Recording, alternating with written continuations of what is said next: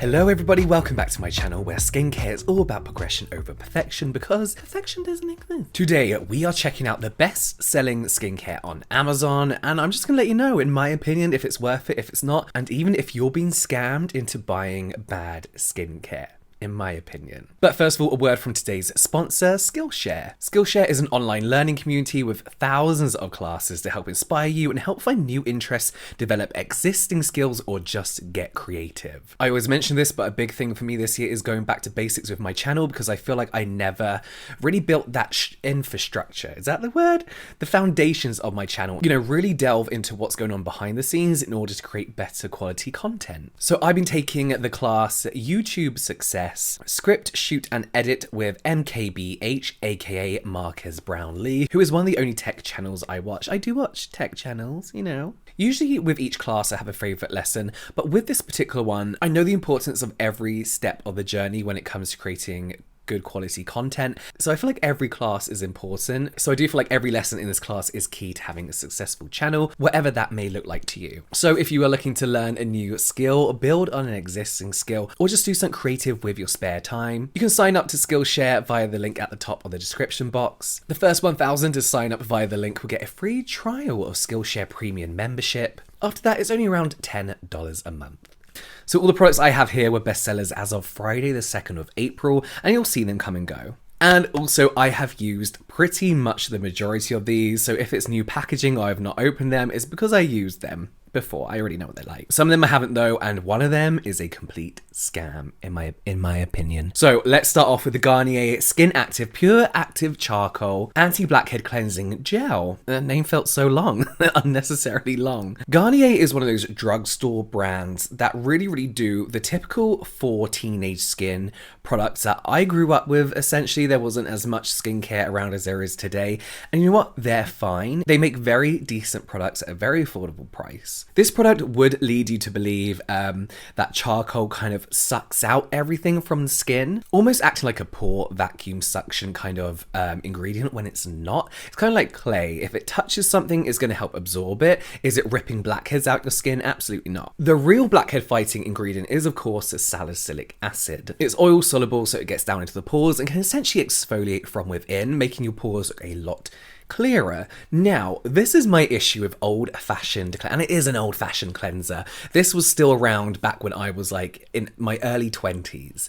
So just a year ago, no, about 10 years ago. This kind of concept, this kind of idea. And the problem is with these is they rely on gimmicks too much nowadays when we live in a time where people know skincare a lot more. Had they have called this just a salicylic acid exfoliating cleanser, I feel like it'd feel a lot more modern, a lot more up to date. Not that they need to change because their sales are obviously doing very well, but I feel like all brands like this just need a bit of an update, Much like a lot of the teen targeted cleansers in drugstores, this contains a few questionable ingredients, including menthol, which gives you that horribly familiar tingling sensation. And I feel like brands put this in their products to make you think it's invigorating, like, oh, I can actually feel my pores closing, oh, it's working, that kind of feeling. Again, very old, very outdated. Skincare education has come such a long way. Take all that crap out, and it's a decent cleanser. I would say though, I'm glad that they said that this is oily spot prone skin because this is quite drying. And I would go as far as saying completely avoid this if you have anything other than extremely oily skin. Overall, I give this a 3 out of 5. I feel like CeraVe's salicylic acid cleanser is a much better alternative.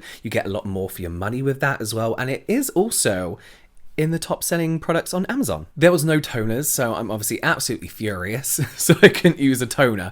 But the next stage would be a mask, which I do have, but I really want to talk about this product. That for legal reasons, I have to say now, everything I'm about to say in this serum chapter of the video is speculation on my behalf and just my opinion and not fact in any way whatsoever.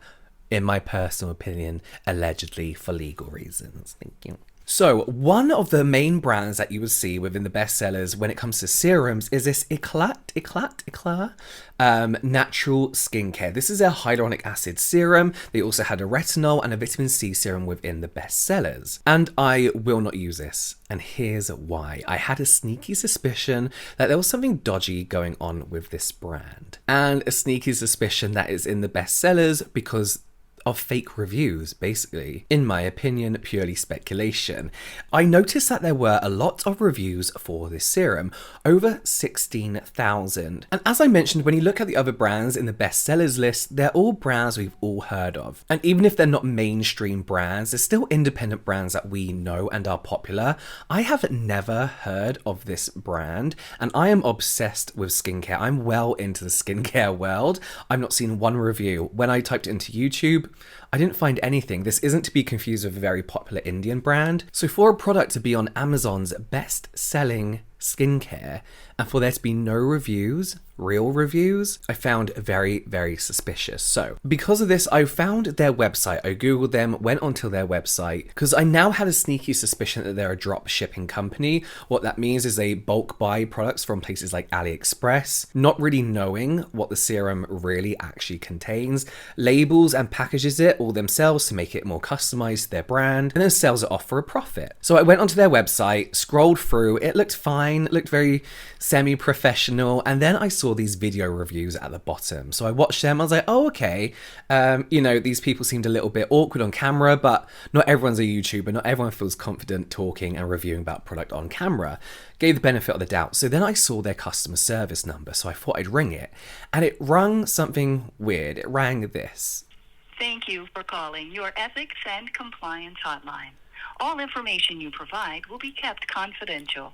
Like, what is that? I don't know what that is. So I then Googled the number. When you Google the number, another product website comes up. This is for some kind of back thing, protection, I don't know. What do we know? We scroll down to the bottom and see the same 3 people from this serum's website reviewing that product. For me, this is a big red flag because these people essentially don't really know how the ingredients are sourced, the quality of the ingredients, and for this price, you may as well be safe and get a brand like The Ordinary or the Inkey List. From their Amazon page, I also reversed image searched their founder, Nicole or Gemma, I can't remember now, and it's just a stock image from Adobe stock footage. So, fake founder, possible fake reviews, fake video reviews, fake number, this rung alarm bell. So I would personally, in my personal opinion, stay clear of this brand. I'm not putting it on my skin. This is why I personally don't like buying skincare from Amazon unless I know that the brand officially sells and retails on Amazon, because you just don't know what's in there.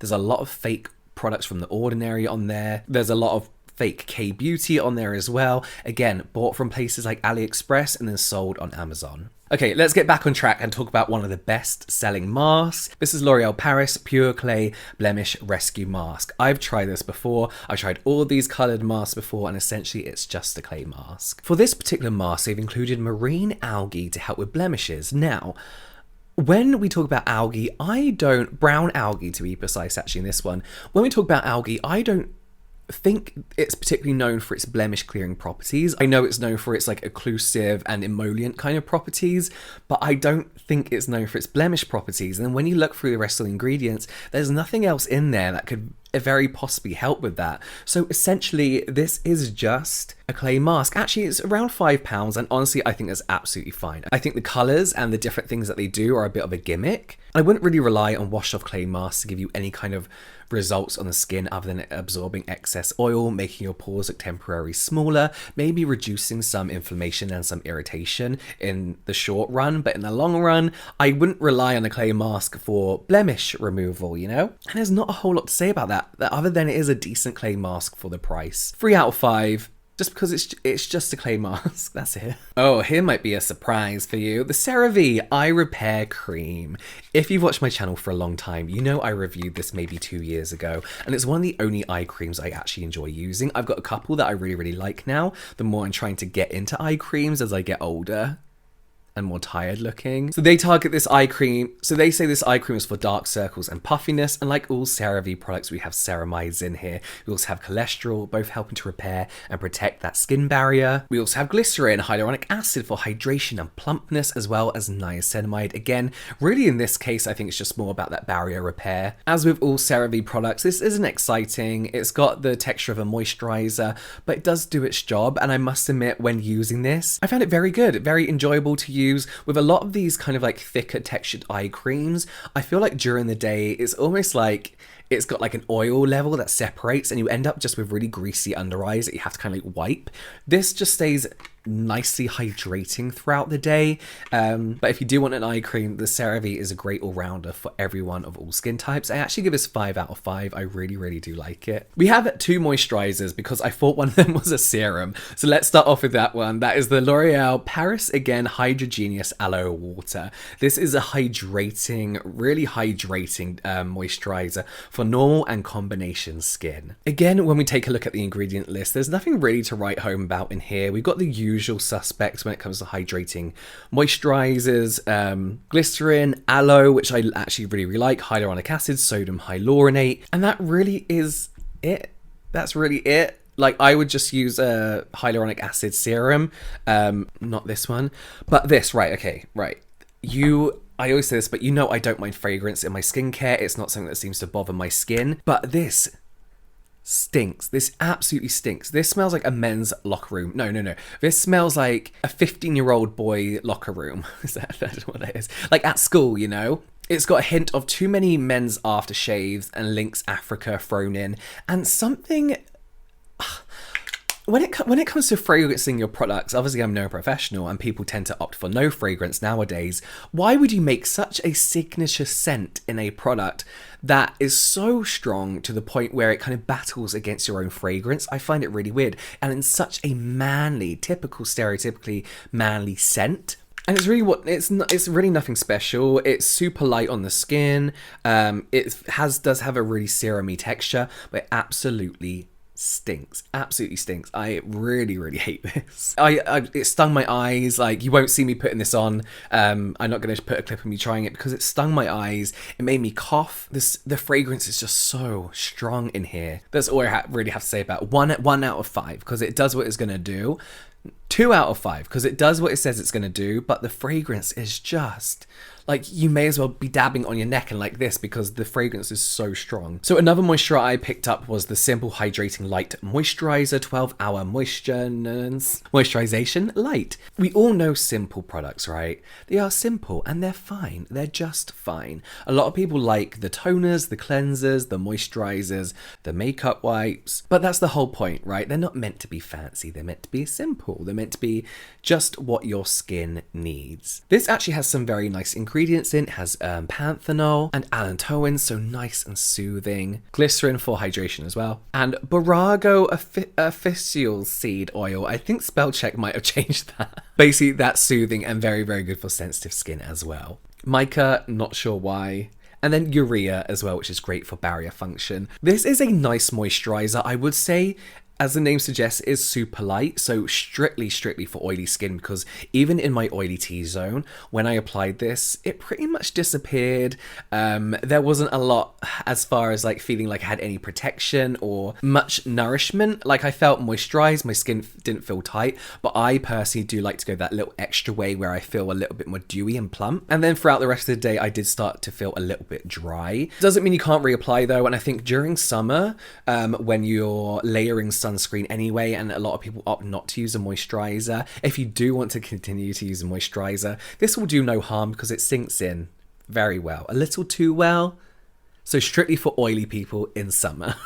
I'm actually going to say 4 out of 5 because if you don't mind reapplying this, if you are feeling a little bit dry throughout the day, it's a good option to have. Very affordable and simple, make good products, I'm just not interested in them. Let's talk about dots for spots. You can see I haven't opened these. So like most pimple patch things, you get 24 in a pack, all the same size. These are pretty much where are they? Exactly the same as the Klairs ones. I've used them before. I honestly don't have a lot to say about these. They're good. They're hydrocolloid patches that you put on top of a pimple. It protects it. It creates a nice healing environment for it, especially if you've picked it. You can see that kind of absorbs all the excess oil and gunk overnight. It's great. I like them. Good price for a good amount of money. 5 out of 5. They're all the same, really. They're all the same. Although I find COSRX ones are just that little bit more superior. But yeah, great. I really like them. I've used them a ton before. Let's end on Burt's Bees All-Weather Moisturizing Lip Balm with an SPF of 15. God, I hate this so much. So much. This made my lips sting so bad, and I'm not 100% sure why. The problem with this as well is it's got such a pungent fragrance to it as well, and a taste, because you put it on your lips and you can feel it just every time you talk, every time you take a breath in, you can feel that flavour going into the back of your throat, and it really does hit the back of your throat. It's like an odd citrusy flavour that just made me cough every time I went to apply it. You do actually get quite a strong white cast. I don't know if you can see that very well. Probably not. No. And it's not really worth it. I got SPF 30 lip balms up there that are pretty much sheer. So for a factor 15, I just don't feel like all the coughing and the extreme fragrancy smell. Oh, it's horrible. It's just not worth it. It's got chapstick ingredients in, fragrance, beeswax, and it's just a bit like, ugh. You know, so what? You could get similar price chapsticks, lip balms that are much nicer. They may not be SPF, but I do feel for a good SPF lip balm, you have to pay a little bit more money. Not crazy amounts of money, but this is just horrible. Horrible, horrible, horrible. It's funny because it doesn't have great reviews either, so I'm not sure how it's such a bestseller when the reviews aren't great for it. Like, I can smell it now. It's on my hand. I can smell it now. It's really strong. I just don't like it. I will put an Amazon alternative in the description box down below. But there we have it. They are Amazon's best sellers. My personal experience with them, my personal opinions. But you can check out some skincare routines here and some general light entertainment here. But that's it from me. I will see you next time.